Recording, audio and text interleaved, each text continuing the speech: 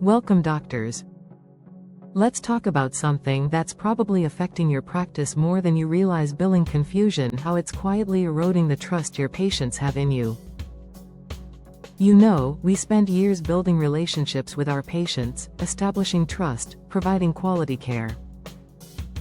But here's the thing: all of that can be undermined by something as seemingly mundane as a confusing medical bill. And I know what you're thinking: I'm a doctor, not an accountant. But the reality is, billing confusion has become a silent relationship killer in healthcare. Think about it from your patient's perspective for a moment. They come to you when they're vulnerable, when they need help. They trust you with their health, their fears, their most personal concerns. Then, weeks later, they get a bill that looks like it's written in a foreign language with charges they never expected, using codes they can't understand. How do you think that makes them feel? The truth is, healthcare billing has become incredibly complex. We've got insurance companies with their own rules, copays that change depending on the service, deductibles that patients often don't fully understand, and medical codes that might as well be hieroglyphics to the average person. And when patients receive surprise bills, maybe from an out-of-network specialist they didn't know they were seeing, or for lab work they thought was included, it creates this feeling of being blindsided. Here's what's really happening. When patients can't understand their bills, they don't just get frustrated with the billing department. They start questioning you. They start wondering if you're more interested in their wallet than their well-being. They begin to feel exploited by the very system they trusted to take care of them. I've seen patients avoid necessary follow-up appointments because they're afraid of what the bill might look like. I've seen families delay treatment because they can't predict the financial impact. This isn't just about money, it's about health outcomes.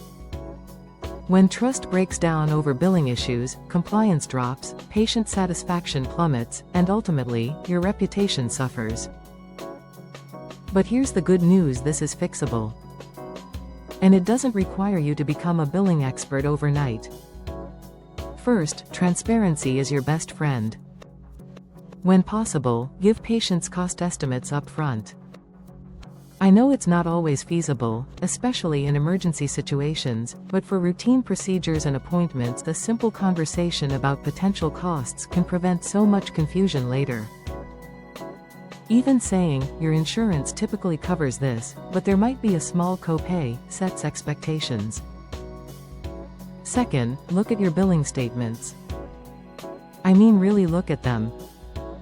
Are they something you would understand if you weren't a medical professional? If your bill is full of codes like 99,213, without any explanation of what that actually means, your patients are going to be lost. Push your billing team to create statements that use plain language. Instead of just listing codes, explain what was done. Office visit for blood pressure check is so much clearer than a medical code. Technology can be your ally here. Patient portals aren't just for lab results anymore. They're becoming powerful tools for billing transparency. Patients can see their bills online, track payments, and most importantly, they can message you or your billing team with questions. This creates a dialogue instead of leaving patients to stew in confusion. Consider implementing some form of financial counseling or support. This doesn't mean you need to hire a financial advisor.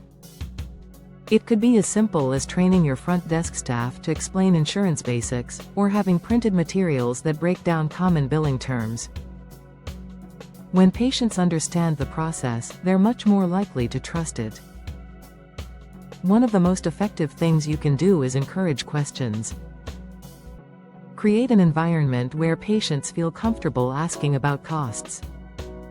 Train your staff to respond to billing questions with patience and clarity, not frustration. Remember, what seems obvious to you is completely foreign to most patients. Don't let bills sit around for months before sending them out.